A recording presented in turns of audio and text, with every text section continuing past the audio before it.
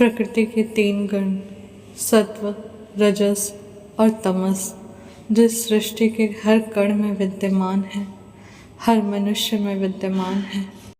इन्हीं 3 गुणों को जानना, पहचानना, समझना और इनका संतुलन करना ही जीवन का संतुलन है।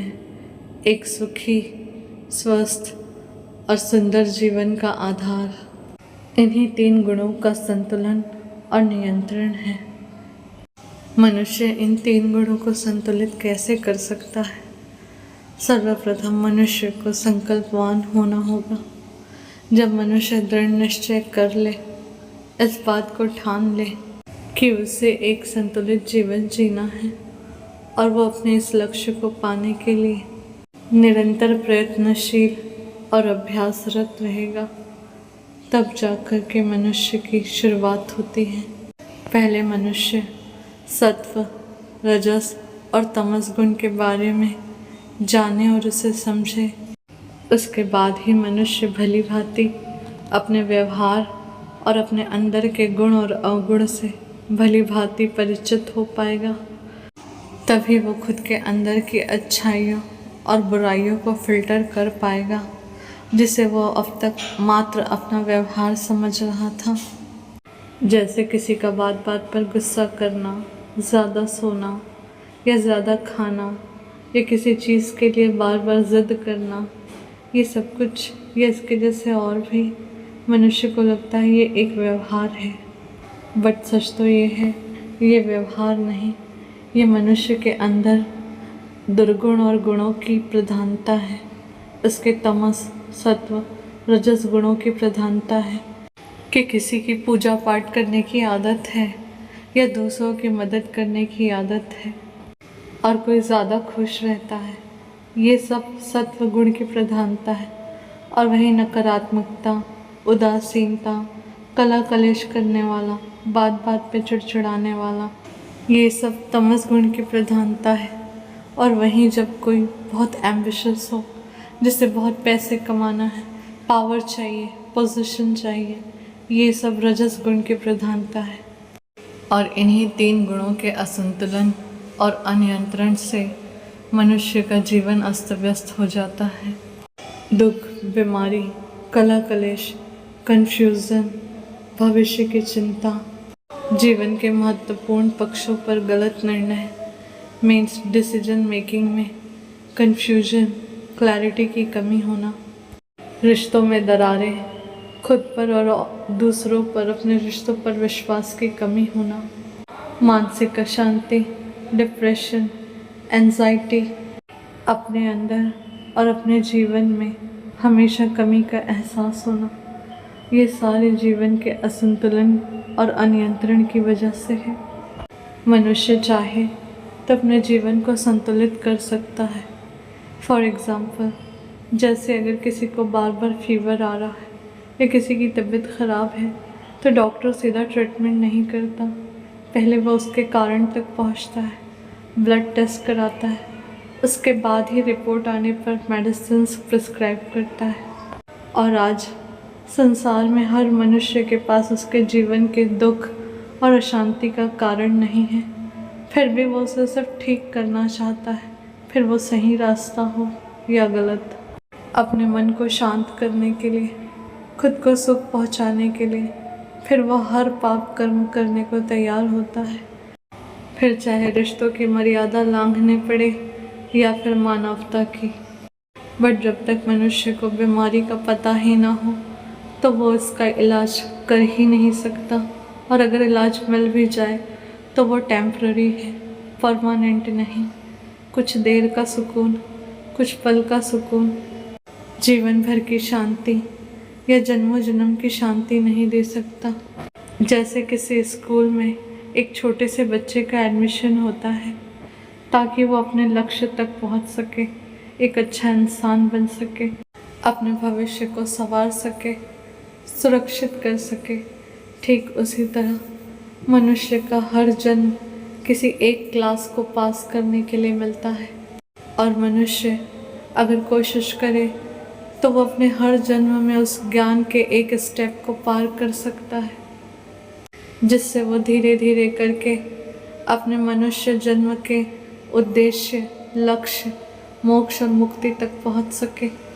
मनुष्य जीवन एक यात्रा है, उसकी इनर जर्नी अज्ञानता के अंधेरों से निकलकर ज्ञान के मार्ग को ढूंढते हुए ज्ञान के प्रकाश तक पहुंचना और उस ज्ञान के प्रकाश के दिखाए मार्ग पर चलते हुए ज्ञान के अनुसार, धर्म के अनुसार जीवन जीना, धर्म द्वारा कर्म करना और धर्म द्वारा कर्म करते हुए उस परमात्मा की भक्ति में लीन होना और इस ज्ञान, भक्ति, धर्म, कर्म के मार्ग पे चलते हुए उस परमात्मा के सत्य तक पहुंचना जो हर मनुष्य के अंदर, हर जीव के अंदर आत्मा रूप में विद्यमान है।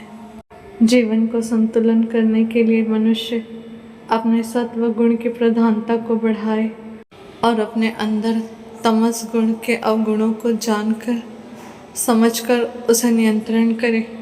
और संतुलन किसी एक बात के लिए नहीं है, मनुष्य के जीवन के हर भाग में संतुलन होना चाहिए, फिर वो फाइनेंशियली हो, फिजिकली हो, मेंटली हो, इमोशनली हो या स्पिरिचुअली। सबसे पहले फिजिकली बैलेंस की बात करते हैं। आज हर मनुष्य की जीवन शैली क्या है? सबसे पहले जीवन में मनुष्य के लिए उसका स्वास्थ्य महत्वपूर्ण है, क्योंकि बिना शरीर के तो ना कर्म है, ना धर्म है और ना ही ज्ञान है। हम ये किसी बीमार इंसान को देखकर समझ सकते हैं और किसी एक इंसान की बीमारी उसके पूरे परिवार को परेशान कर सकती है, फिर वो पैसों से हो या मानसिक तौर पे। इसलिए जीवन में सबसे पहले मनुष्य को अपने स्वास्थ्य के प्रति सचेत होना चाहिए। और आज मनुष्य शारीरिक रूप से असंतुलित है, क्योंकि प्रकृति के नियम के अनुसार मनुष्य नहीं जी रहा। आज मनुष्य सही गलत जानते हुए भी किस मार्ग पर चल रहा है? रात को देर तक जागना, दिन को देर तक सोना, खाने की जगह दाल चावल रोटी सब्ज़ी की जगह आज पिज़्ज़ा, बर्गर, कोल्ड ड्रिंक्स, मिठाइयाँ, ठेलों पर मिलने वाले जंक और ऑयली फूड ने ले ली है। Late night parties, alcohol, smoking. सबको पता है कि शरीर के लिए व्यायाम कितना ज़रूरी है, बट एक्सरसाइज, वॉकिंग की जगह मनुष्य आज मोबाइल को प्रायोरिटी देता है। अपना ज़्यादा से ज़्यादा समय एक जगह बैठकर मोबाइल के साथ बिताता है, बंद कमरे में, जहाँ पर उसे प्रकृति की खुली हवा नहीं, एसी की घुटन वाली हवा चाहिए, कृत्रिम हवा चाहिए। मनुष्य जहाँ आज नेचुरल फूड के बजाय junk food, oily food, sweet डिशों पर डिपेंड है, तो यही इंसान के डेली लाइफ का इनबैलेंस आज उसके लिए नई नई बीमारियों को ला रहा है। जिस तरह शरीर के संतुलन के लिए एक्सरसाइज, वॉकिंग ज़रूरी है, उसी तरह माइंड के संतुलन के लिए मेडिटेशन ज़रूरी है। मेडिटेशन से माइंड को फोकस होने में हेल्प मिलता है, पीस मिलता है। योगा मेडिटेशन से मनुष्य को मानसिक शांति मिलती है, उसका कंसंट्रेशन, उसका फोकस बढ़ता है। मेडिटेशन से इंसान अपनी अंतर्मन की आवाज़, अपने इंट्यूशन को क्लियरली सुन पाता है और अपने इंट्यूशन को फॉलो करते हुए अपने जीवन के कठिन से कठिन परिस्थितियों में भी सही निर्णय ले पाता है। इस संसार के शोर शराबे से दूर खुली हवा में बैठकर कुछ पल, कुछ समय अपने खुद के साथ बिताएं, एकांत में अपने मन की आवाज़ को सुने। यही मानसिक संतुलन है।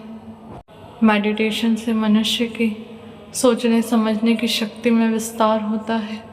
मेडिटेशन के हर सांस के साथ मनुष्य अपने प्रेजेंट मोमेंट से कनेक्ट होता है, अपने वर्तमान में जीने लगता है। वही इमोशनल असंतुलन क्या है? वैसे भी इस संसार को भवसागर कहा गया है। इस संपूर्ण संसार का आधार केवल और केवल भावनाओं पर टिका है। आज हर मनुष्य किसी न किसी तरह रिश्तों के रूप में भावनाओं से बंधा है। मनुष्य इन्हीं भावनाओं के साथ जीता है और इन्हीं भावनाओं के साथ मर जाता है। किसी भी बात की अति अच्छी नहीं होती। फिर वो चाहे ज़रूरत से ज़्यादा जब मनुष्य प्रेम करे तो वो मोह का रूप ले लेता है। और वहीं अगर क्रोध की अधिकता हो तो वो खुद की और औरों की बर्बादी की वजह बन जाता है। आज संसार में जो भी पाप हो रहे हैं वो इसी मोह, क्रोध, बदले की भावना और इसी नफ़रत की वजह से हो रहे हैं। लालच, मोह, काम वासना की वजह से हो रहे हैं। इनकी अधिकता मनुष्य से हर तरह के पाप कराती है। आज मनुष्य को प्रेम और मोह के बीच का अंतर नहीं पता, खुद की रक्षा और बदले की भावना के बीच का अंतर नहीं पता, और इसका कारण है अज्ञानता। आज मनुष्य की भावनाओं को संतुलित करने के लिए ज्ञान का आधार चाहिए, ताकि वो अपनी मर्यादा को समझ सके और मर्यादा और सीमा में रहकर अपने जीवन में रिश्तों को निभाए। काम वासना, मोह, लोभ, लालच, अहंकार, क्रोध में, स्वार्थ की भावना में अंधे होकर पाप कर्म करने से बच सके। और इसी भावनाओं के संतुलन के लिए उस परमात्मा ने हर मनुष्य को भागवत गीता के ज्ञान का आधार दिया है।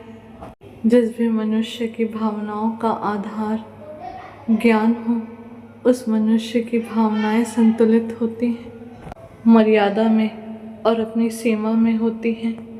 तब उस मनुष्य को पता होता है कि क्या सही है और क्या गलत, क्या पाप है और क्या पुण्य। बिना ज्ञान के आधार के मनुष्य कभी भी अपने जीवन में धर्म अधर्म, पाप पुण्य, सही गलत का अंतर कभी नहीं कर सकता। वही मनुष्य के जीवन का आर्थिक असंतुलन, ज़रूरत और इच्छाओं के बीच का इनबैलेंस है। गैर ज़रूरी इच्छाओं पर ज़रूरत से ज़्यादा खर्च, दूसरों को इम्प्रेस करने की होड़, कंपटीशन की भावना, दूसरों को दिखावा करना, दूसरों को जलाना। पैसे का उपयोग क्या हो रहा है, पैसा कितना पुण्य कर्म में लग रहा है, सदुपयोग हो रहा है कि पैसा कहीं व्यर्थ और वेस्ट हो रहा है। मनुष्य को लगता है भाग्य से उसके पास पैसा है तो वो अपने लिए किसी भी तरह खर्च कर सकता है, उसे व्यर्थ कर सकता है। किसी के पास है तो वो दूसरों की सहायता करने की बजाय उसे वेस्ट कर रहा है। और कहीं तो कोई उसी पैसे की कमी के कारण दवाओं के बिना मर रहा है, कहीं कोई भूख से मर रहा है, कहीं किसी की पढ़ाई नहीं हो पा रही है। पैसे को गलत दिशा में गलत कर्म के लिए खर्च करना भी अधर्म है, और पैसे को गलत दिशा से गलत कर्म से कमाना भी अधर्म है। मनुष्य की ऊर्जा, पैसा हो या समय हो, जितना जहाँ ज़रूरत है उतना वहाँ खर्च होना चाहिए, व्यर्थ नहीं। मनुष्य के जीवन का हर भाग एक दूसरे से कनेक्ट है और इनके फल भी। मनुष्य के किसी भी अच्छे बुरे कर्म का फल मनुष्य के जीवन के किसी भी भाग से उसे मिल सकता है। हर मनुष्य के संपूर्ण जीवन का आधार सिर्फ और सिर्फ धर्म होना चाहिए, और धर्म को जानने और समझने के लिए ज्ञान चाहिए। बिना धर्म के ज्ञान के मनुष्य सिर्फ कर्म कर रहा है, बिना जाने वो सही है या गलत। वही मनुष्य का स्पिरिचुअल अनबैलेंस है कि मनुष्य पूजा पाठ तो कर रहा है बट उसका कर्म धर्म के अनुसार नहीं है। और जब कर्म अपवित्र है, पाप से भरे हैं, तो फिर पूजा पाठ निरर्थक है। सर्वप्रथम ज्ञान है, ज्ञान से ही धर्म अधर्म का अंतर है, और धर्म अधर्म के ज्ञान के बाद ही धर्म द्वारा किया गया कर्म है। और जहाँ पर धर्म द्वारा किया गया कर्म होता है तभी मनुष्य भक्ति के योग्य होता है। मनुष्य के सुखी, स्वस्थ और सुरक्षित जीवन का आधार केवल और केवल ज्ञान है। मनुष्य के जीवन के हर भाग, हर हिस्से, हर कोने में, फिर वो मनुष्य के अंदर का संतुलन हो या उसके जीवन का